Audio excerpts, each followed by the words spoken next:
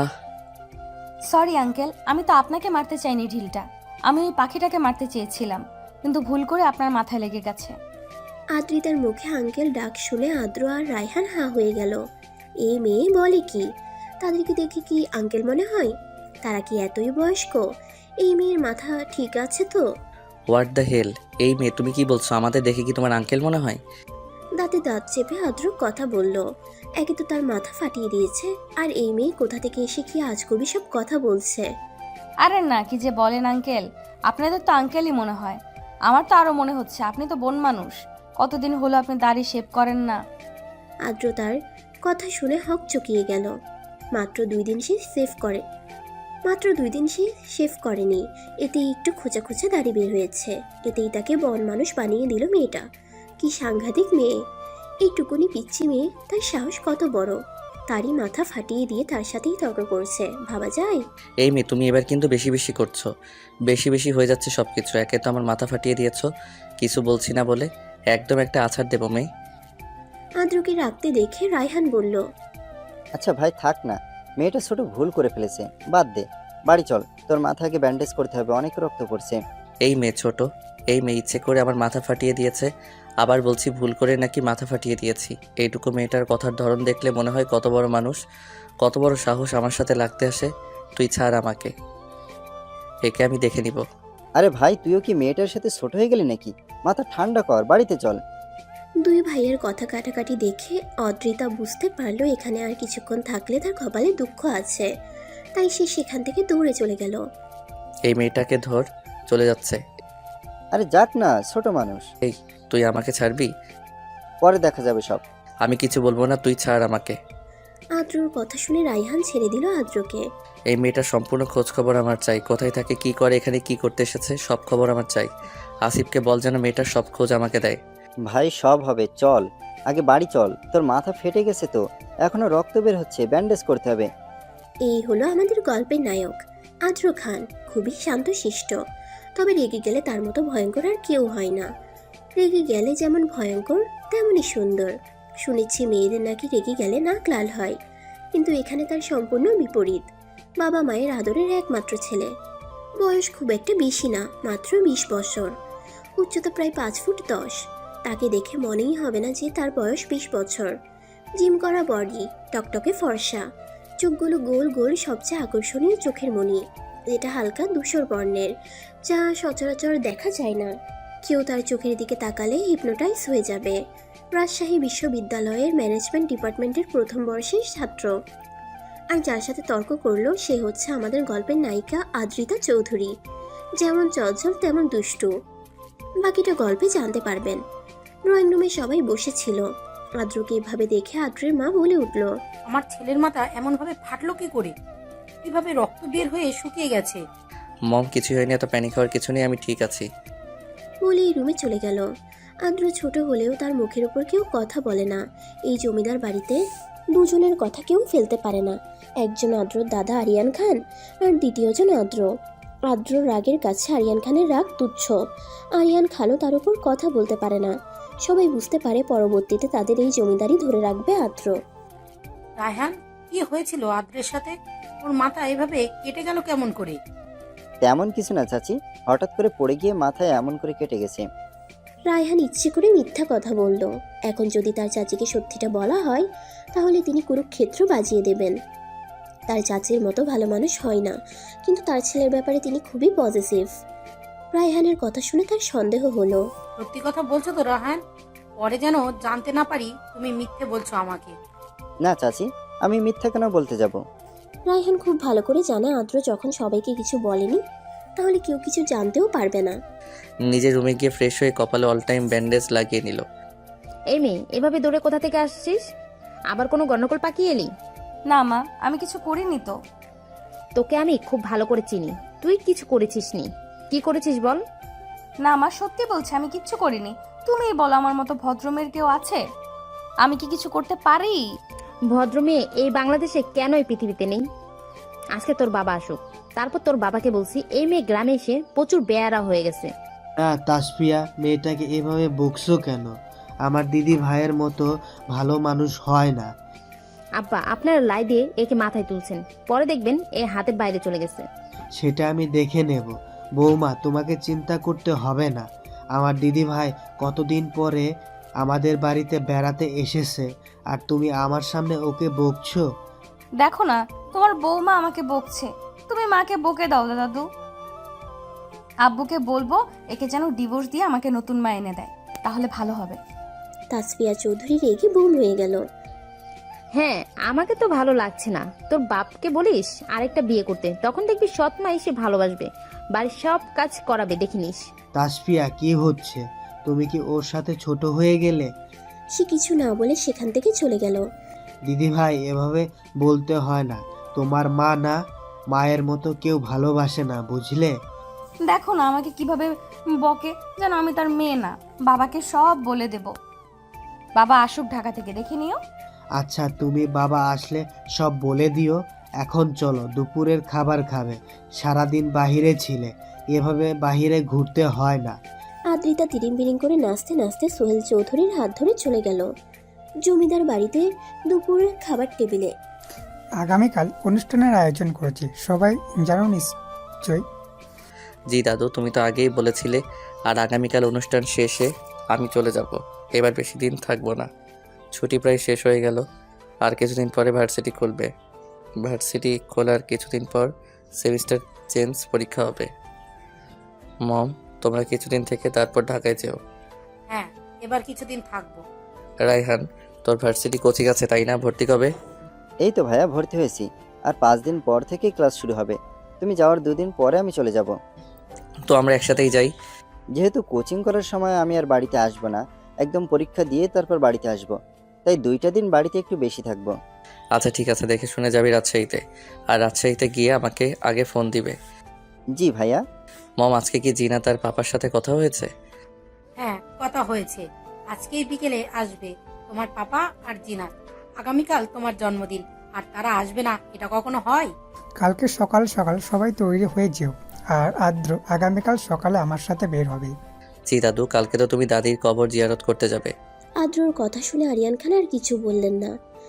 আদ্র রায়হানের কানে ফিসফিস করে বলল, রায়হান, তোকে না বলেছিলাম আসিফকে আমার সাথে দেখা করতে বলিস? তোর মনে নেই নাকি?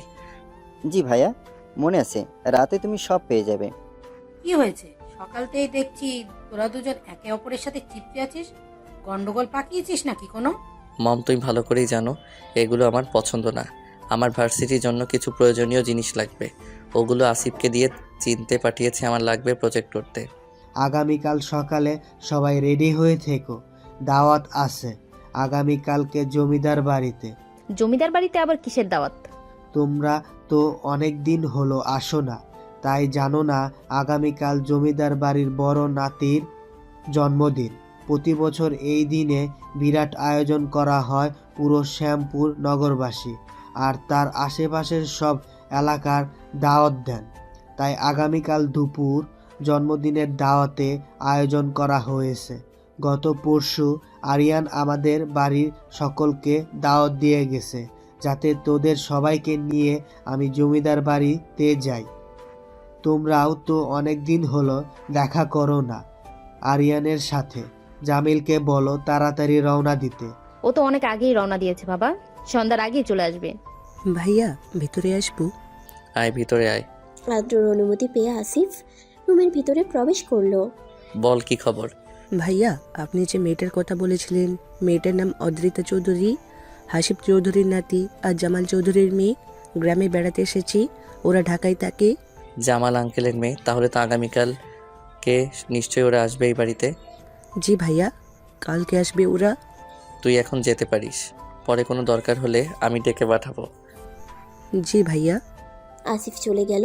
আর আজ আদ্র ভাবতে লাগলো এতটুকু একটা পিচ্ছি মেয়ে তাকে কিভাবে হেনস্তটা করলো। একে তো কাজ দেখে নে, দরকার হলে তার দাদুর সাথেও কথা বলবে। যত রাত গভীর হচ্ছে তত ঘুম যেন হারাম হয়ে যাচ্ছে। বিছানায় শুয়ে শান্তি পাচ্ছে না, শুধু অদ্রিতার কথা মনে পড়ছে। মেয়েটার সাথে দেখা হয়েছে থেকে প্রচুর জ্বালাচ্ছে।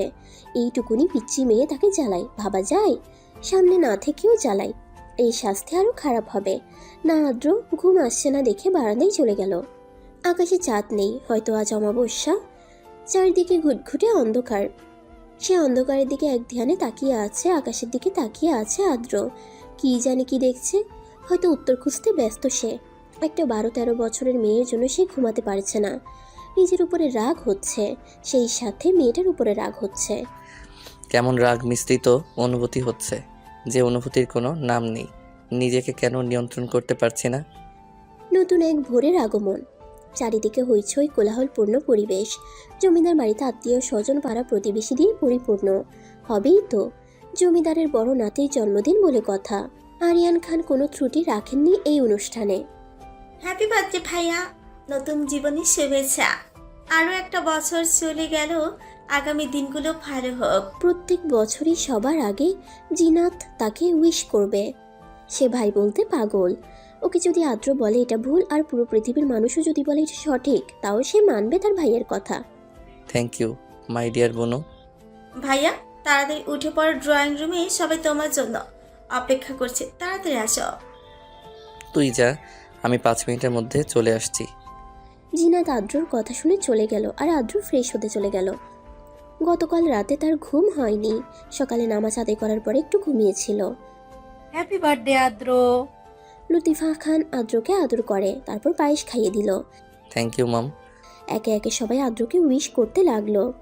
চলো সবাই খাবে, অনেক সকাল হয়েছে, এবার নিশ্চয়ই খিদে পেয়েছে। সবাই খাবার খেয়ে যার যার মতো কাজে লেগে পড়ো, অনেক কাজ আজকে। আসসালামু আলাইকুম। সালাম শুনে সবাই পিছনে তাকালো। আরে সোহেল, এত দেরি হলো কেন আসতে? তোকে সকালে আসতে বলেছি। আরে আসতে চাইলেই কি আসা যায় তাড়াতাড়ি? এক জায়গায় আসতে হলে একটু প্রিপারেশনের প্রয়োজন আছে না? এখন চল সবাই একসাথে মিলে নাস্তা করি। তোরা নাস্তা কর, আমরা সকালে নাস্তা করে এসেছি।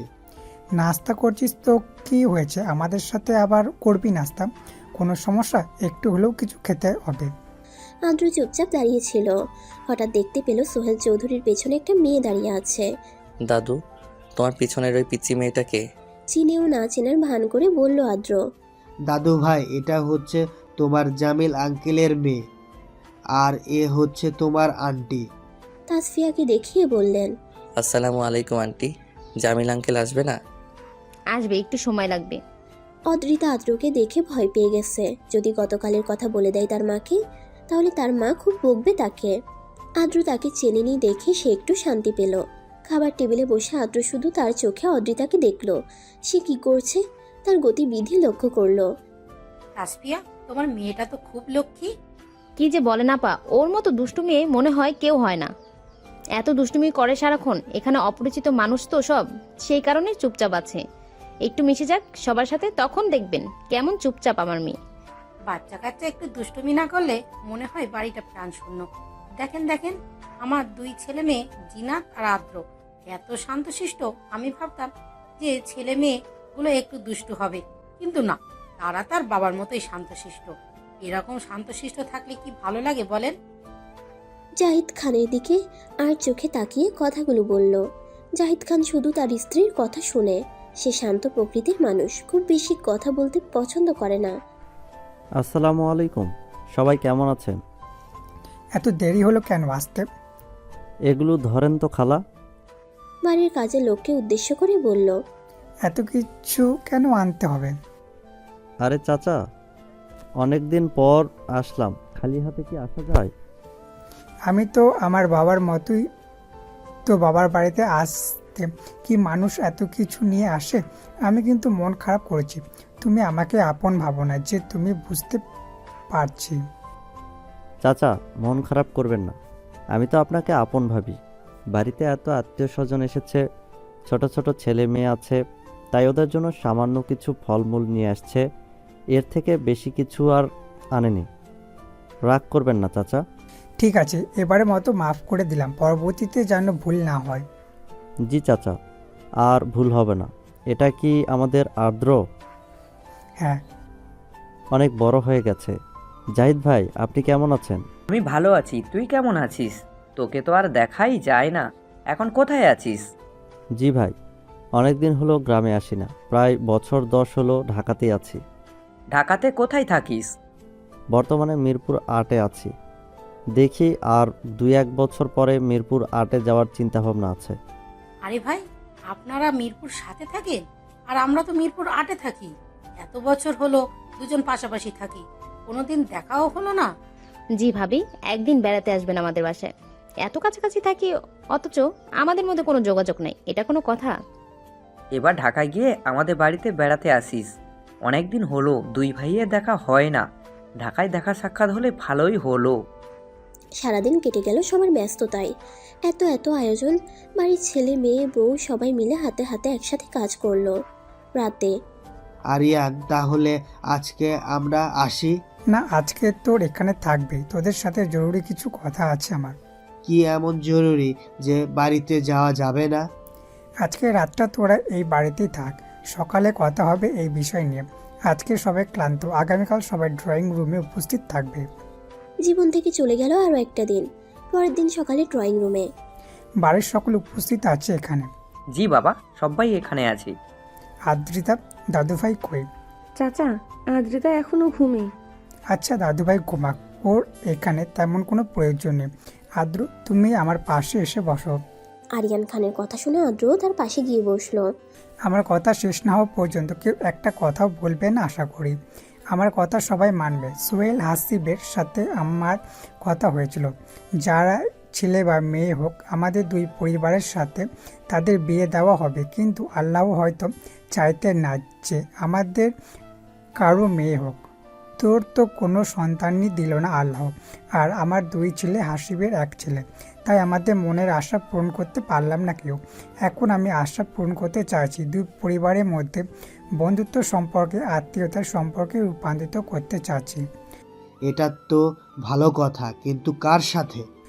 অদ্রিতা আর আদ্র, এই দুজনের আমি বিয়ে দিতে চাইছি।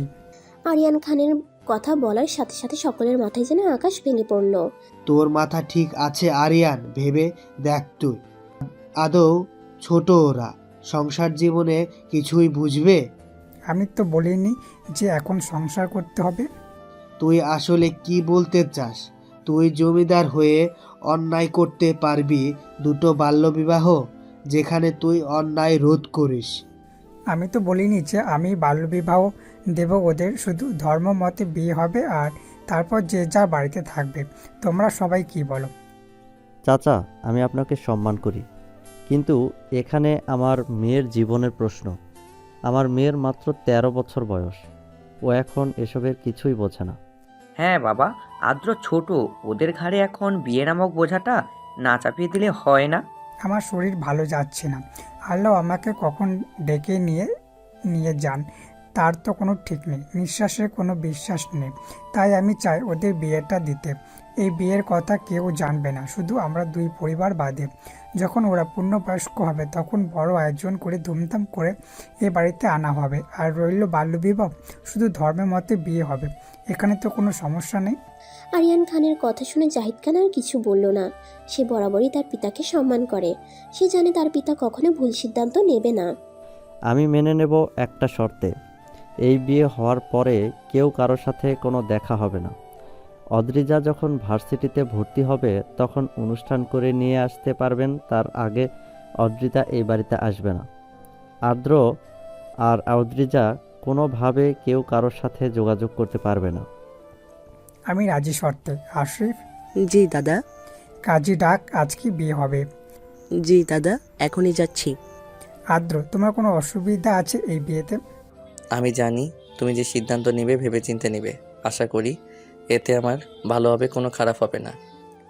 আদ্রর কথা শুনে আরিয়ান খান যেন গর্ববোধ করলো। তাকে বিশ্বাস করে, তার উপর তার আস্থা আছে। এই কথাটুকু যেন তার মনে শান্তি এনে দিল। আর কি চাই তার জীবনে? তাসফিয়া, যাও আদ্রিতাকে নিয়ে আসো। সে কি বলবে, এখানে তার কিছু বলার নেই। তার মেয়ের তো রাজকপাল, এত ভালো একটা পরিবার থেকে বিয়ে হচ্ছে। যদিও বা তার মেয়ে একটু ছোট, কিন্তু তিনি এখানে কোনো আমোদ করতে পারেননি। তিনি জানেন আল্লাহ তাআলা তার মেয়েকে সুখী করবেন। অদ্রিতা, অদ্রিতা, ওর তাড়াতাড়ি। উঠবো না আমি এখন, ভালো লাগছে না, ঘুমাবো। এই মেয়ে, তাড়াতাড়ি উঠবি নাকি আমার হাতে মার খাবি? প্লিজ মা, একটু ঘুমাতে দাও। এমন করছো কেন? আব্বুকে বলে দেবো কিন্তু। এই মেয়ে, মার খাবি? মার, আজকে তোর বিয়ে, উঠ তাড়াতাড়ি। বিয়ের কথা শুনে অদ্রিতার ঘুম ছুটে গেল। মা কি বলছো আমার বিয়ে? আমি এখন বিয়ে করব না, আমি তো ছোট। এ মেয়ে, বেশি বুঝিস, যেটা বলছি সেটা কর। মা আমি তোমাদের ছাড়া থাকবো না, প্লিজ। আমি বিয়ে করব না, আমাকে ছাড়া তোমাদের থাকতে কষ্ট হবে না? বলে সে কান্না শুরু করে দিল। সে তো ছোট মানুষ, এগুলো সে কিছু বোঝে না। মেয়ের কথা শুনে তাসফিয়া চৌধুরীর কান্না পেল। তার একটা মাত্র আদরের মেয়ে, তাকে এখনই বিয়ে দিয়ে দিতে হচ্ছে। যখন একটা মেয়ের বিয়ে হয়ে যায়, সেই মেয়েটা তো আর নিজের থাকে না, অন্য কারো হয়ে যায়। যতই এখন তাকে উঠিয়ে না নিক, তবুও। দূর মেয়ে, এভাবে কেউ কান্না করে? আমরা তো খেলবো। তুমি যেরকম পুতুল দিয়ে বর বউ খেলো, তেমন করে খেলবো। এখানে তুমি বউ হবে আর তোমার আদ্র ভাইয়া জামাই হবে। একটা আঙ্কেল আসবে, ওই আঙ্কেল তোমাকে যেটা যেটা করতে বলবে তুমি সেটা সেটাই করবে, ঠিক আছে? ঠিক আছে। সত্যি বলছো তো? মিথ্যে বলছো না তো মা? আমার মেয়ে সোনামি, এটা কি আমি মিথ্যা বলতে পারি? না, আমার মা তো পৃথিবীর শ্রেষ্ঠ মা। আমার মা আমাকে কখনো মিথ্যে বলে না। বলেই আদ্রিতা তার গলা জড়িয়ে ধরল। তাদের কথার মাঝে লতিফা খান আসলো। তার হাতে একটা শাড়ি আর তার সাথে যাবতীয় জিনিসপত্র, অনেকগুলো গহনা। আপা, আমার মেয়েটা তো অনেক ছোট, ওইগুলো বোঝে না। আপনি একটু দেখবেন। আরে এত চিন্তা করছো কেন? ও তো আমার আরো একটা মেয়ে, তাই না? ছোট মানুষ, এখনো এত চিন্তা করার দরকার নেই। যখন আমাদের বাড়িতে নিয়ে আসবো তখন দেখা যাবে। যাও তো আদ্রিতা, এই জিনিসগুলো পরে এসো ওয়াশরুম থেকে। জি আন্টি। ওয়াশরুম থেকে বের হয়ে আসলে তাকে দুই মা মিলে শাড়ি পরিয়ে দিল। যখন গয়না গড়াতে যাবে তখন বাঁচল বিপত্তি। আন্টি আমি এত গহনা পরবো না, গয়না পরলে আমার গা চুলকায়, কেমন যেন লাগে। গহনা বেশিক্ষণ পরে থাকতে হবে না মামনি, কিছুক্ষণ পরে থাকতে হবে, বুঝলে? 1 ঘন্টা মতো একটু কষ্ট করে নাও মামনি। জি আন্টি। অদ্রিতা মেনে নেওয়া দেখে তাসফিয়া চৌধুরী খুশি হলেন। অদ্রিতাকে দুজন রেডি করিয়ে নিচে নামলো। অদ্রিতাকে আরিয়ান খানের অপর পাশে বসানো হলো, আর আরেক পাশে আদ্র বসেছিল। বিয়ে পড়ানো শুরু করুন কাজী সাহেব। অদ্রিতা চুপচাপ মাথা নিচু করে বসে আছে। সে যতই দুষ্টু হোক, বাইরের মানুষের সামনে এসে নীরব হয়ে থাকে। আর ঘর থেকে বের হওয়ার আগে তার মা ভালো করে বলে দিয়েছে সে যেন চুপচাপ বসে থাকে, আর যে যা যা করতে বলে তাই তাই যেন সে করে। জাহিদ খানের একমাত্র ছেলে আদ্র খানের সাথে জামাল চৌধুরীর একমাত্র মেয়ে আদ্রিতার চৌধুরীর 10,01,01 টাকা দেনমোহর ধার্য করা হলো। যদি রাজি থাকেন তাহলে বলেন মা কবুল। কাজী কবুল বলার সাথে সাথে অদ্রিতা কবুল বলে দিল। কবুল।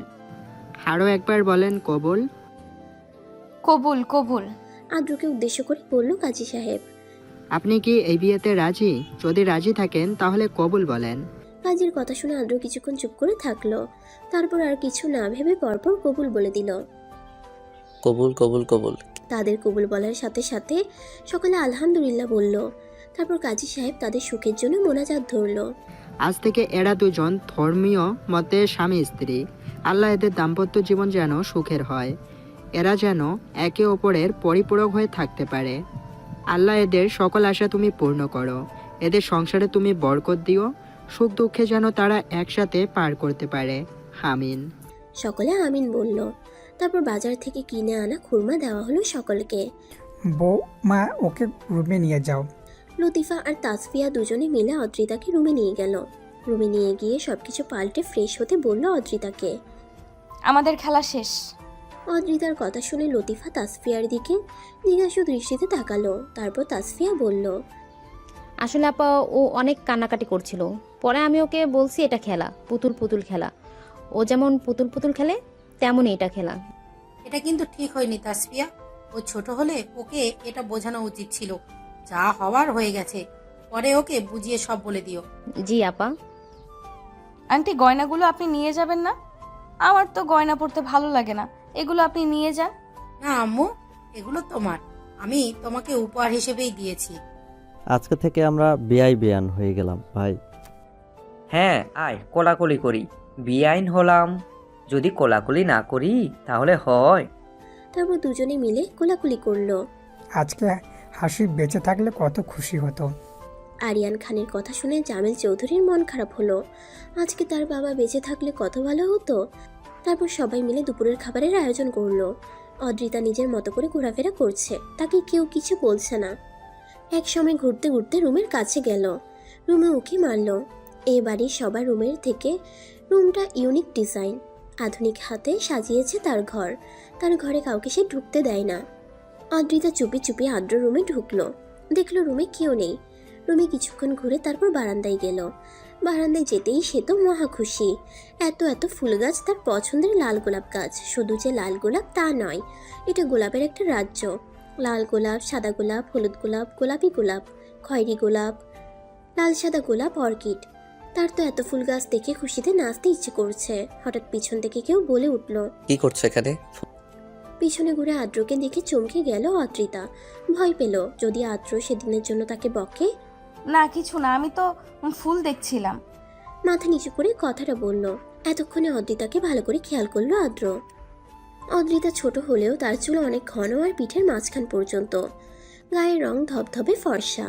আদ্রর মনে আছে অদ্রিতার চেহারা তার দাদির মতো হয়েছে অনেকটা, কারণ সে ছোটবেলায় অদ্রিতার দাদিকে দেখেছিল। ফুল তোমার পছন্দ, ফুল নেবে? আদ্রর কথা শুনে অদ্রিতা খুশি হলো। হ্যাঁ, ওই গাছটা আমাকে দেবে?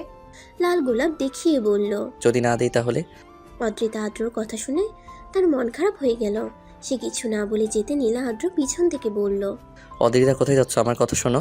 তুমিই তো বললে আমাকে নাকি ফুল গাছ দেবে না, তাহলে একটা ফুল গাছ দাও না প্লিজ। সেদিনের জন্য সত্যি আমি সরি। তোমাকে ইচ্ছে করে আমি মারিনি, ভুল করে লেগেছে। আমাকে লাল ফুল গাছটা দিবা আদ্র ভাইয়া? অদ্রিতার মুখে ভাইয়ার শুনে আদ্রর কিছুটা রাগ হলো, কিন্তু কিছু বলল না। আমার বিয়ে করে বউ আমাকে ভাইয়া ডাকে। তোমাকে ফুল দিতে পারি একটা শর্তে। কি শর্ত বলো? তুমি যদি আমাকে ভাইয়া না বলে শুধু আদ্র বলে ডাকো। তোমাকে আদ্র বলে ডাকলে আম্মু বকা দেবে। আম্মু বলেছে বড়দের ভাইয়া বলে ডাকতে। তুমি আমাকে আদ্র বলে ডাকলে কেউ বকা দেবে না, সবাই তোমাকে আরো বেশি ভালোবাসবে। যদি বকা দেয় তাহলে? আমি বলেছি তো, বকা দেবে না কেউ, দেখে নিও। আমার কথা বিশ্বাস হয় না? হয়। এই নাও এই ফুল গাছটা নিয়ে যাও, আর কেউ যদি বলে কে দিয়েছে বলবা আদ্র দিয়েছে, কেউ কিছু বলবে না। ফুল গাছ নিয়ে তো অদ্রিতা সেই খুশি। তার প্রিয় লাল গোলাপ দিয়েছে। আদ্রকে ভয় লাগলেও এখন তার আর ভয় লাগছে না। তুমি অনেক ভালো আদ্র। অদ্রিতার কথা শুনে আদ্র খুশি হলো, তবে কেন হলো তা সে জানে না। তবে তার খুব ভালো লাগছে অদ্রিতার কথা শুনে। তোমার সাথে যদি আর কোনোদিন দেখা না হয় তুমি আমাকে মনে রাখবে? অদ্রিতার কথা শুনে খুশি হলো, তাকে মনে রাখবে অদ্রিতা। আজকে আমি চলে যাব, তোমার সাথে আর দেখা হবে না। হয়তো অনেক দিন পরে দেখা হবে তোমার সাথে। তুমি আমাকে মনে রাখবে, ভুলে যাবে না? সত্যি মনে রাখবে আমাকে? হ্যাঁ মনে রাখবো, আমি যাই। অদ্রিতা চলে গেল।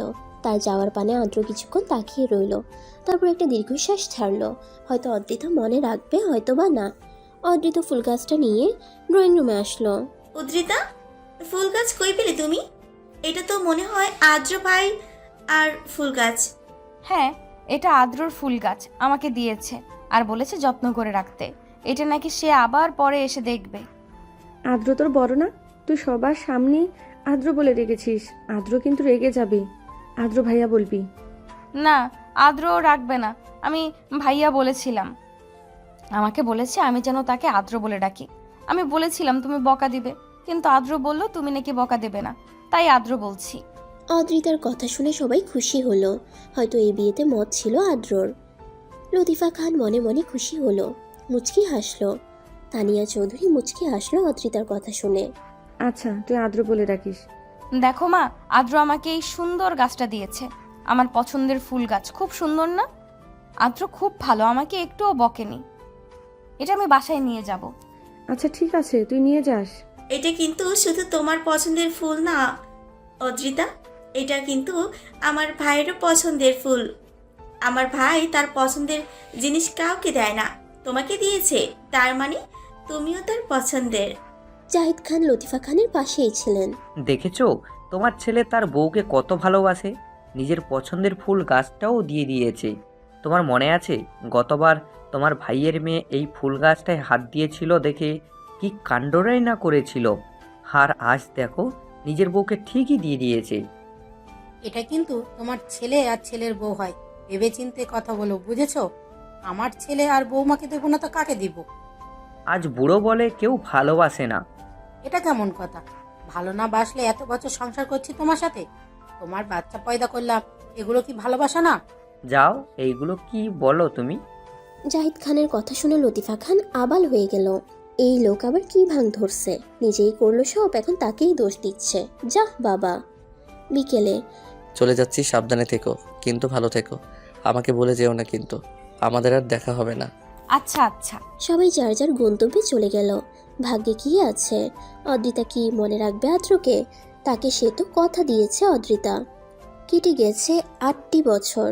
8 বছরে পাল্টে গেছে অনেক কিছু। অদ্রিতা এখন ভার্সিটিতে পড়ে। আদ্র পিএইচডি করতে দেশের বাইরে চলে গেছে। আর তাদের বাড়ির পাশে অদ্রিতারা ফ্ল্যাট কিনেছে আজ থেকে 3 বছর আগে। তারা এখন সেখানেই থাকে। অদ্রিতা আদ্রদের বাড়িতে মাঝে মাঝে বেড়াতে যায়। দক্ষিণা হাওয়া বসন্তের আগামী বার্তা দিচ্ছে, আর শীতের বিদায়ের। ঝরে যাওয়া গাছের ডালগুলোতে নতুন পাতা গজাচ্ছে। প্রকৃতি সেজেছে নতুন রূপে। গাছে গাছে নতুন ফুলের বাহার। সেই সাথে চারিদিকে মেতে উঠেছে বসন্ত উৎসবে। আজকে অদ্রিতাদের ভার্সিটিতে বসন্ত উৎসব। এখন গান করবে অদ্রিতা চৌধুরী। বান্দরনি, তুই আমার পারফরমেন্সের নাম দিয়েছিস? তোকে না আমি বলেছি আমি গান গাইবো না? কুত্তি, গান গেয়ে আসে, তারপরে তোর কপালে শনি আছে। দিল্লি তো আমাকে বাস। আগে তো যা গান গেয়ে আয়, তারপর আমাকে মারিস। অদ্রিতা স্টেজে চলে গেল। আমারও পরানো যাহা চায়, তুমি তাই, তুমি তাই গো। আমারও পরানো যাহা চায়, তোমা ছাড়া আর জগতে মোর কেহ নাই, কিছু নাই গো। আমারও পরানো যাহা চায়, তুমি সুখ যদি নাহি পাও, যাও সুখের সন্ধানে যাও। তুমি সুখ যদি নাহি পাও, যাও সুখের সন্ধানে যাও। আমি তোমারে পেয়েছি হৃদয় মাঝে, আরো কিছু নাহি চাই গো।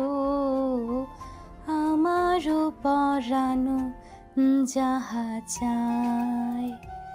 অদ্রিতার গান শেষ হতেই করতালিতে ভরে উঠল চারিদিকে। কুত্তি, আজকে তোর একদিন কি আমার একদিন। তুই আমাকে না জানিয়ে নাম দিয়েছিলি কেন? বান্দরনি, তোকে না আমি বলেছিলাম আমি এগুলো কিচ্ছু করব না, তাও কেন নাম দিছিস? দোস্ত, তুই আমাকে কাছে পেলে আজকে জ্যান্ত চিবিয়ে খাবি। প্লিজ দোস্ত, আমি আর দৌড়াতে পারছি না, একটু থাম প্লিজ।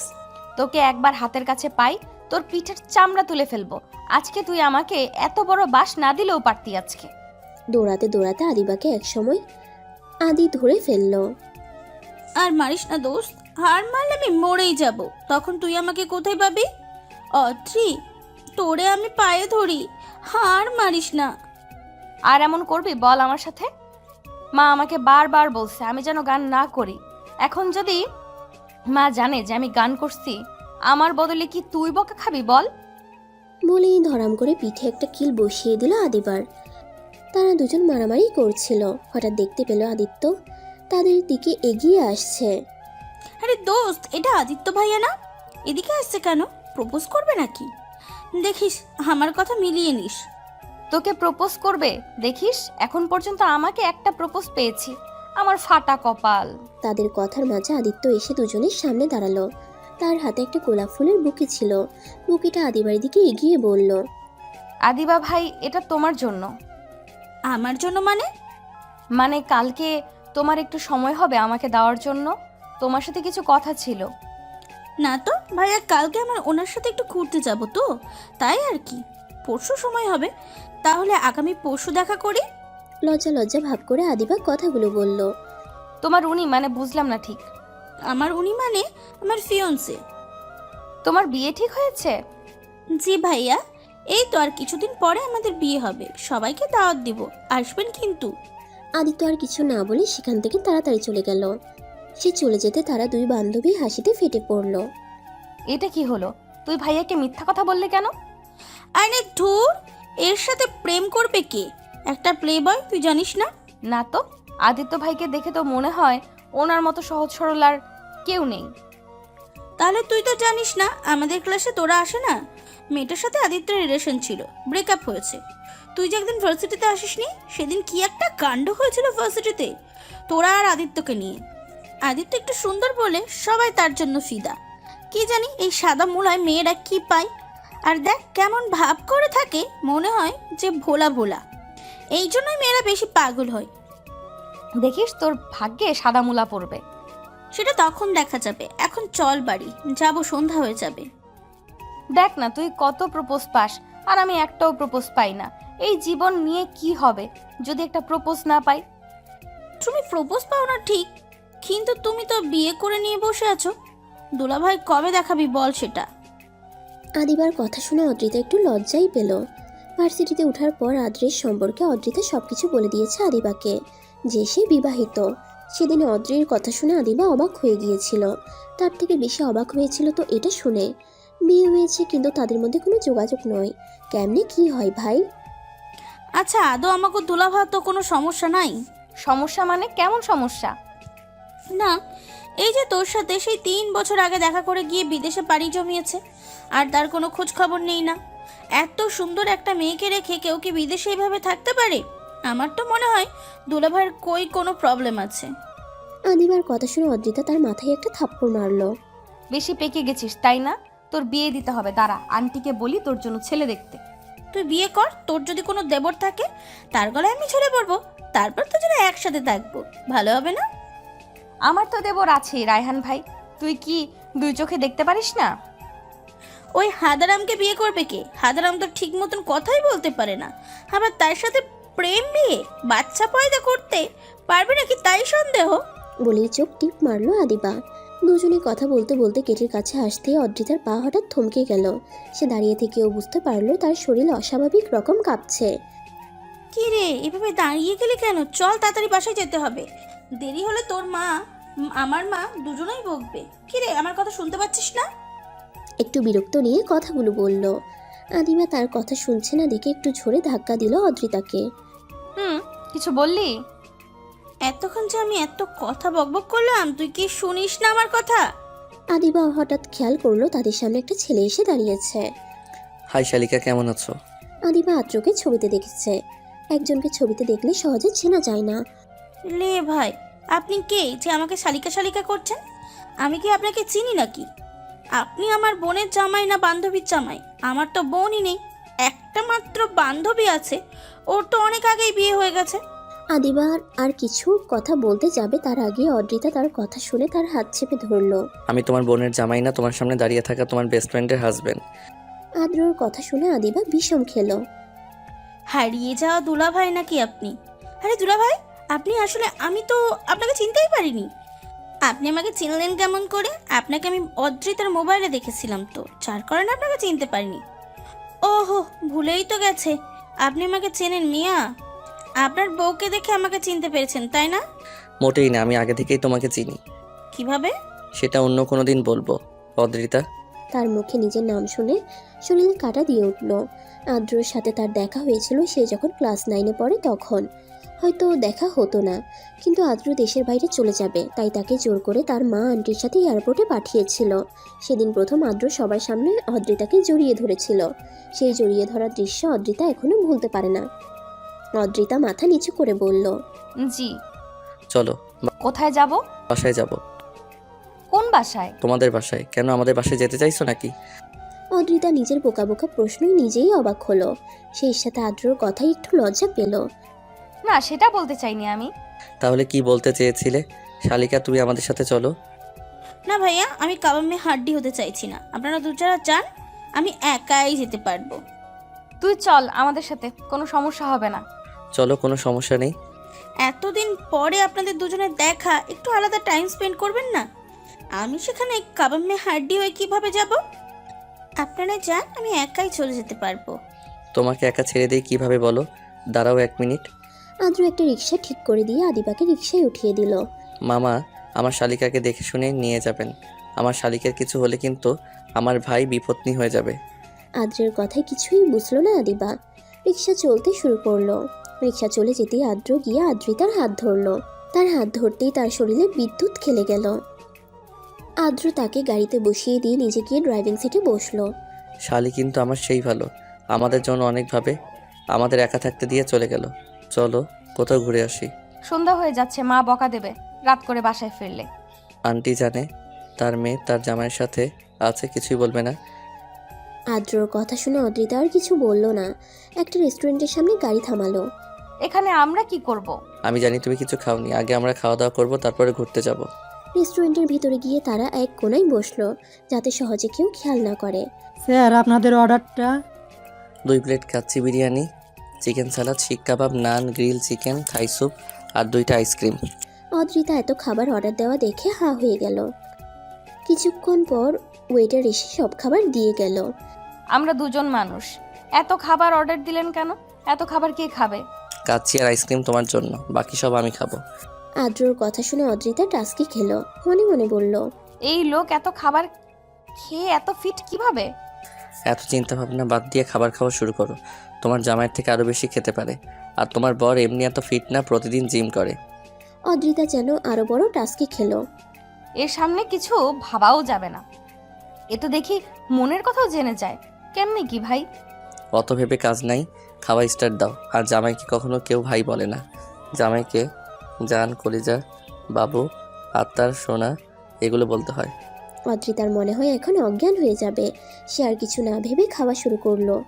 অদ্রিতা কাচ্চি খেতে খেতে আদ্রর প্রায় সব খাওয়া শেষ। অদ্রিতা খাচ্ছে কম, আদ্রকে দেখছে বেশি। তুমি খাবে নাকি আমি খাইয়ে দেবো? আদ্রর কথা শুনে একটু লজ্জাই পেল। আমি খেতে পারবো। খাওয়া শেষে বিল দিয়ে দুজন গাড়িতে গিয়ে বসলো। বাতাসে অদ্রিতার চুল অদ্রিতাকে তো চালাচ্ছে, সেই সাথে আদ্রর মুখের উপরে চুলগুলো বাড়ি খাচ্ছে। তাই সে চুলগুলো খোপা করতে নিলে আদ্র বলল, চুল বেঁধো না। আপনার তো গাড়ি চালাতে সমস্যা হচ্ছে। আমি কি একবারও বলেছি আমার সমস্যা হচ্ছে? এত বেশি ভাবা ঠিক না। আজকাল মানুষের ভালো করতে নেই। কোন জায়গাটা তো খুব সুন্দর। পছন্দ হয়েছে, এটা আমার খুব একটা প্রিয় জায়গা। আগে যখন রাজশাহী থেকে ছুটিতে বাড়িতে আসলাম, তখন যদি কখনো মন খারাপ হতো, গাড়ি নিয়ে এখানে চলে আসতাম। সবচেয়ে ভালো লাগে যখন সূর্য অস্ত যায়। তাহলে আজকে সূর্যাস্ত দেখে যাব। বাদাম খাবে? খাওয়া যায়। তুমি এখানে বসো, আমি বাদাম কিনে আনছি। আদ্র বাদাম কিনতে চলে গেল, আর অদ্রিতা নদীর কিনারে বসে থেকে সূর্যাস্ত দেখছে। আদ্র বাদাম কিনে আসার সময় দূর থেকে অদ্রিতাকে লক্ষ্য করলো। সূর্যাস্তের আলোতে অদ্রিতাকে কি স্নিগ্ধ লাগছে। দূর থেকে দাঁড়িয়ে আদ্রিতার কয়েকটা ছবি তুলে নিল। তারপর গিয়ে অদ্রিতার পাশে বসলো। আদ্র বাদাম ছিলে দিচ্ছে আর অদ্রিতা খাচ্ছে। তুমি কি নিষ্ঠুর? সব জায়গায় প্রেমিকা বাদাম ছিলে দেয় আর প্রেমিক বাদাম খায়, আর আমি বাদাম ছিলে দিচ্ছি আর তুমি বাদাম খাচ্ছ। তোমার কি বরটার উপর একটু মায়া হয় না? আইসে কি আমার প্রেমিকার উদাহরণ দিতে? বলি ভাই, এতদিন কই ছিলেন? এতদিন তো আমার কথা একটুও মনে পড়েনি। আমার বউটা কি আমাকে মিস করেছে? আমার বউটা কিন্তু আমাকে কথা দিয়েছিল সে আমাকে ভুলে যাবে না। সে কিন্তু তার কথা রেখেছে, সে আমাকে ভুলে যায়নি। আমি আমার বউটাকে কিন্তু খুব ভালোবাসি। একদম বউ বউ করবেন না। এখন ভালোবাসা দেখাতে এসেছে। আগে কই ছিলেন? কোনো খোঁজ খবর নেই, হুট করেই উদয় হলেন। আবার চলে যাবেন নাকি? হায়রে, আমার বউটা দেখে অনেক কথা শিখে গেছে। আমার পিচ্ছি বউটা আর পিচ্ছি নেই। আমার বউ পাখিটা রাগ করেছো আমার উপর? তোমার বাবার শর্তের কথা মনে নেই? মনে থাকবে কিভাবে? তখন তো তুই পিচ্ছি। তখন কেন? এখনও তো তুমি পিচ্ছি আছো। তোমার বাবার কারণেই তো আমাকে তোমার কাছ থেকে দূরে থাকতে হলো। খবরদার আমাকে পিচ্চি বলবেন না। আমি যদি পিচ্চি হই তাহলে পিচ্চি মেয়েকে বিয়ে করেছেন কেন? আমি তো বিয়ে করতে চাইনি। কি করবো বলো? আমার দাদুটা তোমাকে আমার ঘাড়ে চাপিয়ে দিল। আদ্র মজা করে কথাটা বললেও কথাটা শুনে অদ্রিতার খারাপ লাগলো। সে অন্যদিকে মুখ ঘুরিয়ে নিল। তার কেন যেন খুব কান্না পাচ্ছে। তার মানে কি সবাই তাকে জোর করে তার ঘাড়ে তুলে দিয়েছে? এরকম কথা সে বলতে পারলো? আচ্ছা দেখি এদিকে তাকাও। কি হয়েছে, রাগ করেছো? আমি তো এমনি একটু মজা করছিলাম। দেখি এদিকে তাকাও। কান্না করছো? এই সামান্য কথা কেউ কি কান্না করে? দেখেছো তুই পিচ্ছি পিচ্ছি রয়ে গেলে, বড় হলে না আর। উপরে উপরে দেখায় যে আমাকে কত ভালোবাসে, ভেতরে ভেতরে তো শয়তান। আমাকে তো ভালোবাসে না। বিদেশে গিয়ে কি কোনো মেয়েকে পছন্দ হয়েছে? হতেও পারে। আমার মতো এমন মেয়েকে কে ভালোবাসবে? আমি তো সবার মতো এত স্মার্ট না। ডিভোর্স দিয়ে দেবো আপনাকে। কি বললি তুই? ডিভোর্স দিবি? এত সাহস হয়েছে? কিছু বলি না দেখে বার বেড়ে গেছিস তাই না? সামান্য মজাও বুঝিস না তুই? সামান্য একটা কথা নিয়ে এত বড় কথা বললি তুই আমাকে। তুই যদি ডিভোর্স চাস তাহলে আমার মরা মুখ দেখতে হবে। তার আগে তুই ডিভোর্স পাবি না, মনে রাখিস। তার গালে জোরে চেপে ধরে কথাগুলো বলল। গাল ছেড়ে দিয়ে জোরে জোরে নিঃশ্বাস নিল। আসলে ভুলটা তারই, সে এমন না করলেও পারত। সে শান্ত প্রকৃতির মানুষ হলে অদ্রিতার প্রতি একটু বেশি পজিটিভ, যার কারণে এই সামান্য কথায় বেশি বেশি রিয়্যাক্ট করে ফেলে। আদ্র অদ্রিতাকে টেনে বুকের মধ্যে জড়িয়ে নিল। অদ্রিতা জড়িয়ে ধরায় একটু এবার বেশি কান্না করতে লাগলো। তুমি কেন সরি বলছো? সরি তো আমার বলা উচিত। প্লিজ এভাবে কান্না করো না, আমার ভুল হয়েছে। আর এমন করবো না, প্রমিস করছি। কান্না থামাও। আদ্রর কথা শুনে ধীরে ধীরে অদ্রিতার কান্নার বেগ কমে আসলো। অদ্রিতাকে মাথায় হাত বুলিয়ে দিল আদ্র। ওভাবেই দুজন দুজনকে জড়িয়ে সূর্যাস্ত দেখতে লাগলো। ধীরে ধীরে সূর্য অস্ত যাচ্ছে। এ এক সুন্দরতম দৃশ্য। এক প্রেমিক যুগল এই সুন্দরতম দৃশ্য একে অপরকে জড়িয়ে ধরে দেখছে। এটা যেন একটু বেশিই সুন্দর। সূর্য অস্ত যাচ্ছে, সেই সাথে শেষ হয়ে গেল আমাদের জীবন থেকে আরও একটা দিন, যেদিন আমরা আর কখনো ফিরে পাবো না। সূর্য অস্তের সাথে সাথে অনেকেই জীবনেরও সূর্যাস্ত হয়। সেই সূর্যাস্তের তারা কেউ আগামী দিনের নতুন ভোরের সূর্যটা দেখতে পায় না। আবার কেউ চলে যায় পৃথিবীর গভীর মায়া ছেড়ে। শুরু হয় কারো নব্য জীবনের সূচনা। অদ্রিতা, আর কতক্ষণ এভাবে বসে থাকবো? রাত্রি নেমে আসলো তো প্রায়। আজকের কথায় অদ্রিতা সম্বিত ফিরে পেল। সে এতক্ষণ তার বুকের মধ্যে ছিল। ছি, এমনটা সে কেমনে করতে পারলো? ভাবতেই তার লজ্জা লাগছে। সে তাড়াতাড়ি করে আদ্রকে রেখে চলে যেতে লাগলো। এখন গাড়ির সামনে কেন দাঁড়িয়ে আছো? আমাকে তো রেখেই চলে আসলে। দাঁড়িয়ে থাকবো না? আপনি তো গাড়ির লক করে রেখেছেন, গাড়িতে বসবো কেমনে? ধরণীতে রাত নেমেছে। অদ্রিতা গাড়ি চালিয়ে ঘুরে বাহিরের প্রকৃতি দেখতে ব্যস্ত। গাড়ি জানালা বন্ধ করে দাও, বাইরে থেকে ঠান্ডা হাওয়া আসছে, ঠান্ডা লেগে যাবে। কিছুই হবে না, এমনিই থাক, আমার ভালো লাগছে। অদ্রিতার বাড়ির সামনে গাড়ি থামালো। অদ্রিতা গাড়ি থেকে নামতে যাবে, ঠিক সেই মুহূর্তে আদ্র হাত ধরে টান দিতেই তার কোলে গিয়ে পড়ল। এভাবে চলে যাচ্ছে আমাকে বাইনা দিয়ে। আদ্রর কথার মানে অদ্রিতা বুঝলো না, তাই আদ্রর দিকে ড্যাব ড্যাব করে তাকিয়ে রইল। আচ্ছা, তোমাকে বাই দিতে হবে না, আমি তোমাকে বাই দিয়ে দিচ্ছি। বলেই অদ্রিতার ঠোঁটে টুক করে চুমু দিল। আদ্র চুমু দিতেই তার পুরো শরীর যেন বরফের মতো শীতল হয়ে গেল। তার দেওয়া প্রথম ভালোবাসার স্পর্শ। রাগ করে তখন বউটাকে ব্যথা দিয়েছিলাম, এখন আদর করে দিলাম। যাও এখন। অদ্রিতা আদ্রর থেকে ছাড়া পেয়ে তাড়াতাড়ি গাড়ি থেকে নেমে পড়ল। আল্লাহই জানে গাড়ির ভেতর থাকলে আদ্র আর কি করবে। অদ্রিতা বাড়ির ভিতরে চলে যেতেই আদ্র তার গাড়ি নিয়ে নিজেদের বাড়িতে চলে গেল। যা রুমে গিয়ে ফ্রেশ হ, আমি খাবার দিচ্ছি। কিছু খাবো না মা, বাইরে থেকে খেয়ে আসছি। এখন আর কিছু খেতে ইচ্ছে করছে না। উনি যে আসবে আমাকে তো বলনি, উনি কবে আসছে? অদ্রিতার কথা শুনে তাসফিয়া চৌধুরী মুচকি মুচকি হাসলো। তোর উনি আজকে এসে তোকে আনতে ভার্সিটিতে চলে গেল। ছেলেটা একটু রেস্ট নেয়নি। তার মায়ের কথা শুনে একটু খারাপ লাগলো যে আদ্র এসেই তাকে ভার্সিটি থেকে আনতে গেছে। এত দূর জার্নি করে নিশ্চয়ই খুব ক্লান্ত ছিল। তার মন খারাপ হলো, আবার সেই সাথে ভালো লাগছে যে মানুষটা তার জন্য এত ভাবে। জিনাত বাড়িতে এসেছে, তোকেও বাড়িতে যেতে বলছে। আগামীকাল সকালে তোর সাথে দেখা করবে। কালকে না গেলে হয় না মা, যেতেই হবে। অদ্রিতার কথা শুনে তাসফিয়া চৌধুরী বুঝলেন তার মেয়ে লজ্জা লাগছে। কালকে যেতে হবে।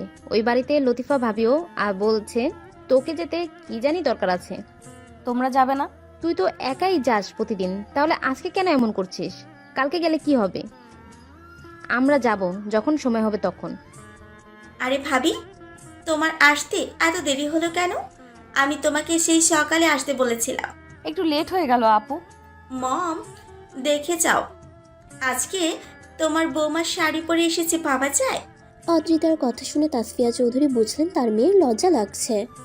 জিনাতের কথা শুনে অদ্রিতা ভীষণ লজ্জায় পড়ে গেল।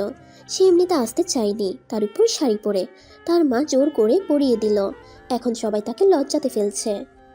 মাশাল্লাহ মাশাল্লাহ, আমার মেয়েটাকে খুব সুন্দর লাগছে।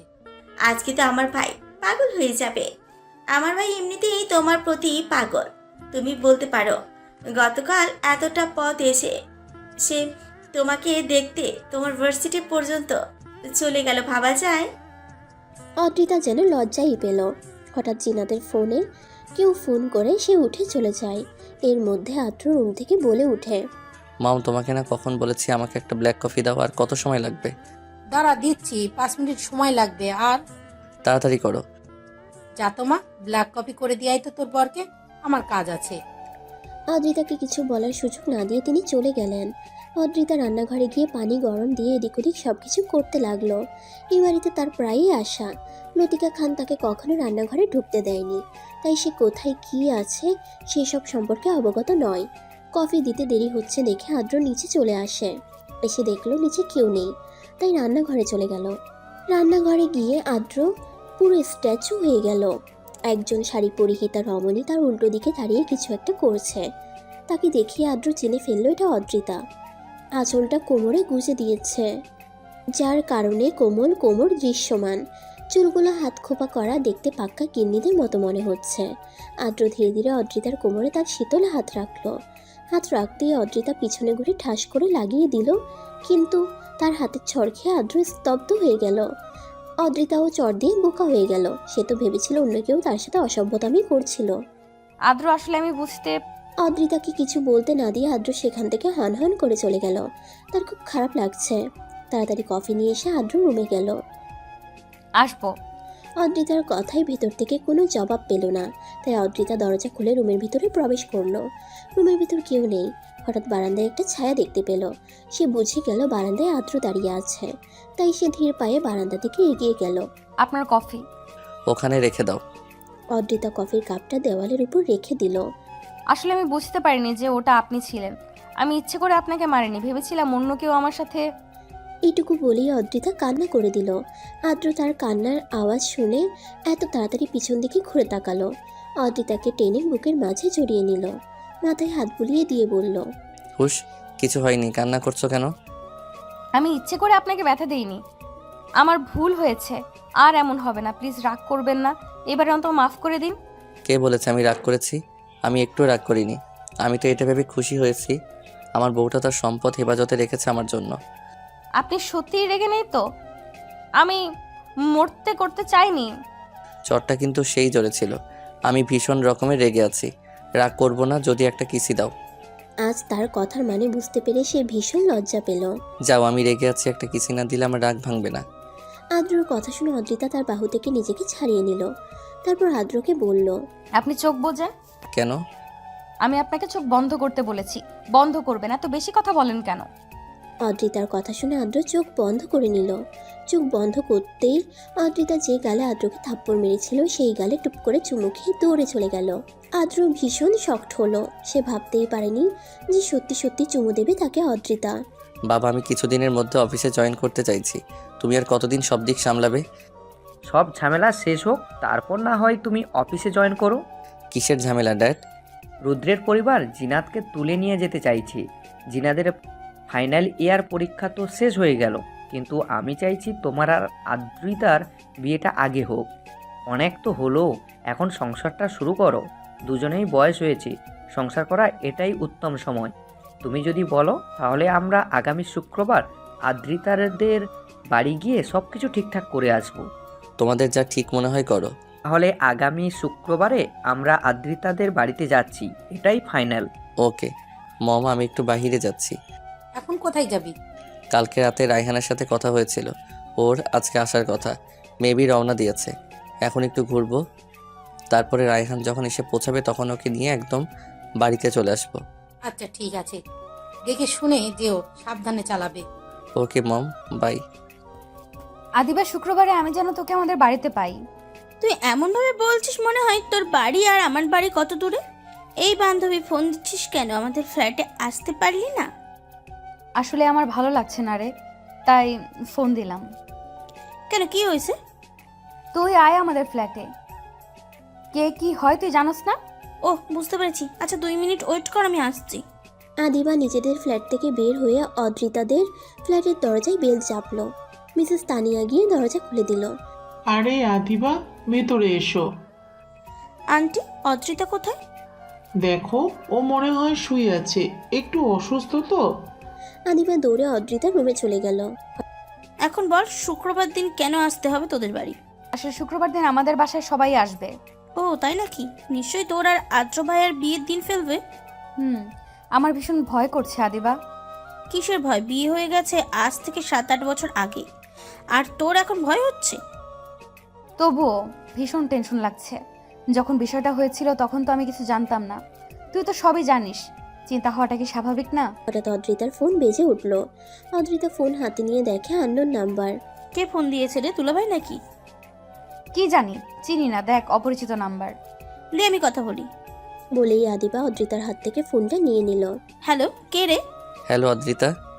আদিবা আদ্রর কথা শুনেই ফোনটা লাউড স্পিকারে দিল। অদ্রিতা কিছু বলতে নিলে এসে চুপ করিয়ে দিল অদ্রিতাকে। হ্যাঁ বলো। সোনা রেডি হয়ে নাও, আজকে বের হব। আদ্রের কথা শুনে আদিবা চুপ হয়ে গেল। তারপর অদ্রিতা কিছু বলতে নিলেই আদিবা অদ্রিতার মুখ চেপে ধরল। হ্যাঁ বাবু, কোথায় বেড়াতে যাব আমরা? কেন, হোটেলে যাব? কোনো সমস্যা? না, আমার কেন সমস্যা থাকবে? তুমি যেখানেই নিয়ে যাবে আমি সেখানেই যাব। চাইলে আর একটু গভীর কিছু হবে। শালি সাহেবা, অনেক হয়েছে, দয়া করে আমার বউটাকে ফোনটা দিন। আদ্রর কথা শুনে আদিবা জিভ কাটল। সে তাড়াতাড়ি করে অদ্রিতাকে ফোনটা দিয়ে দিল।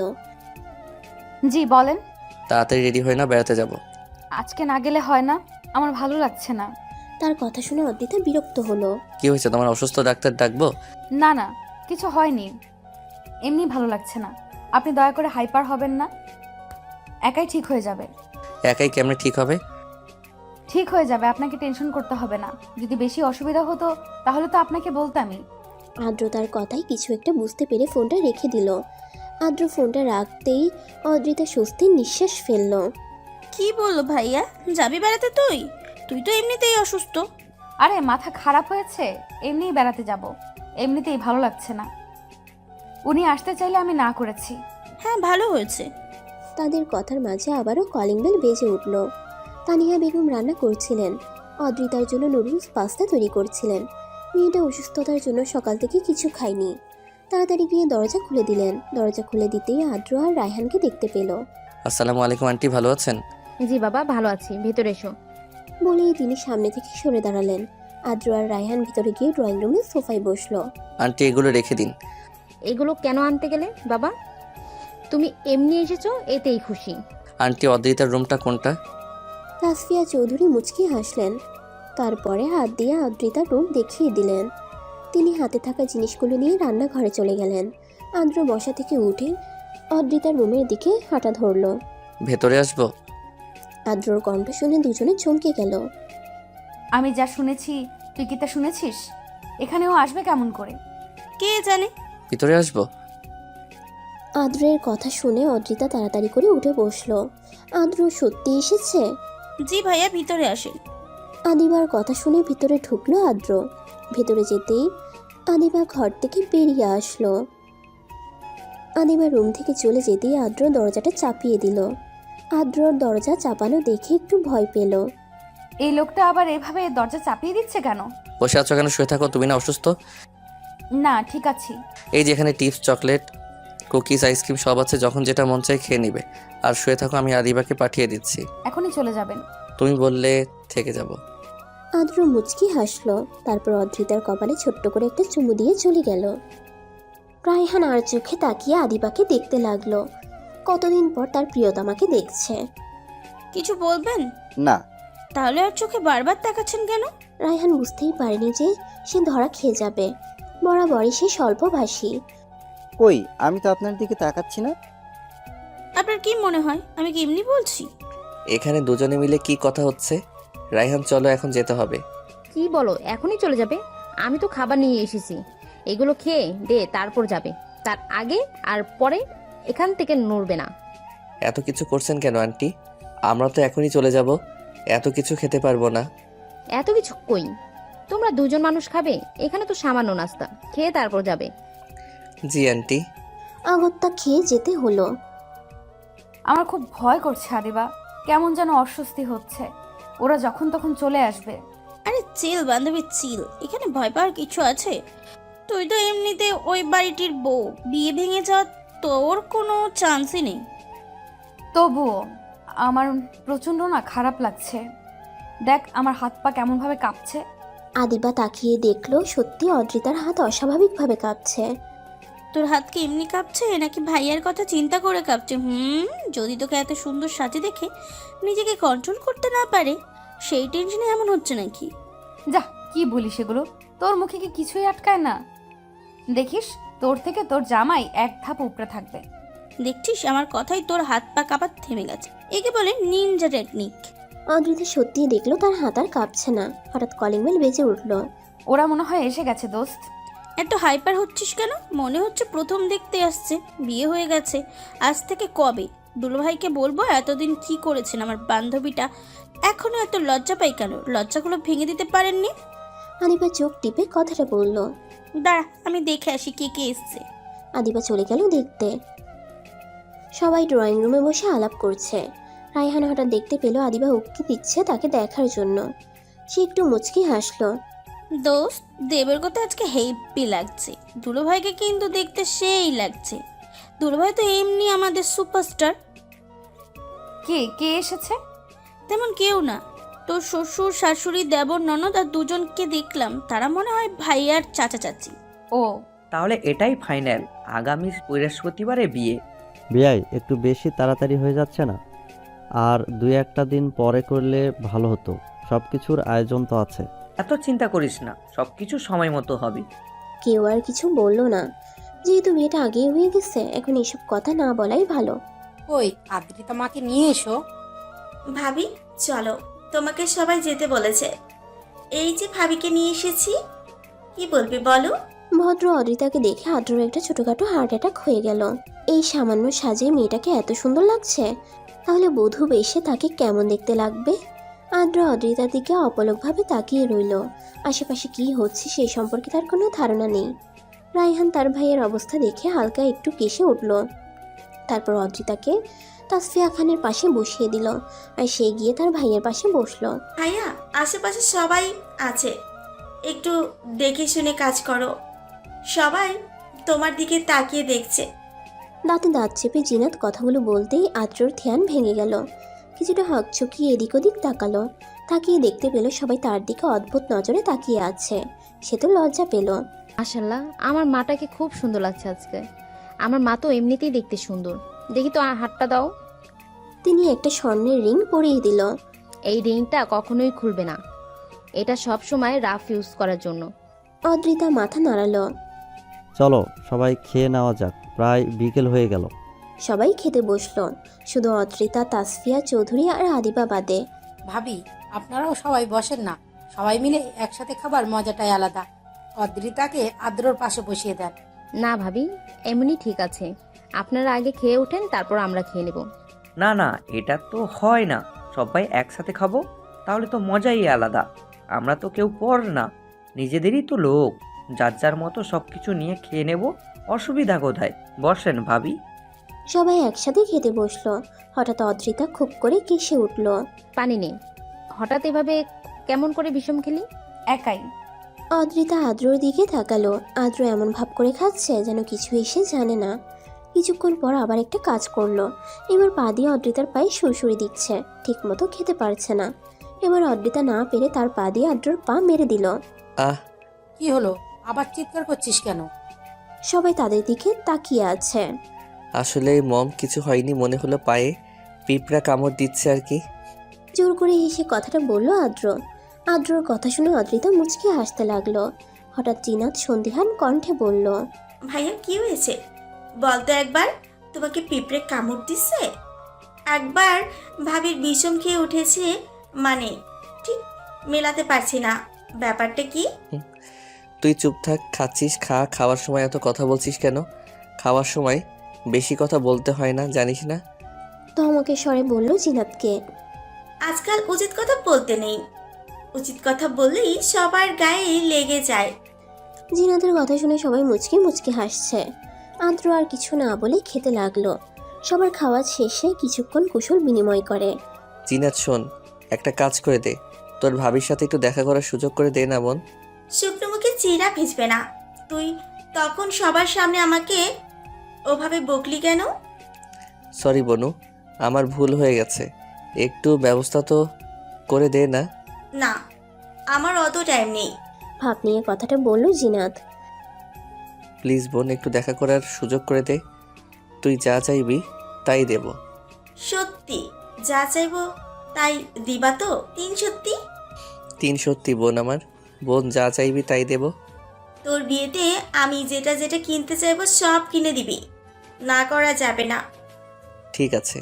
আমাকে 5 মিনিট সময় দাও, আমি এই যাব আর আসবো। কিছুক্ষণ পর জিনাত এসে আদ্রকে বলল, যাও ভাইয়া, রাস্তা পুরো ফাঁকা, টাইম কিন্তু বেশি না, 10 মিনিট, তাড়াতাড়ি দেখা করে চলে আসবে, আমি বাইরে পাহারা দিচ্ছি।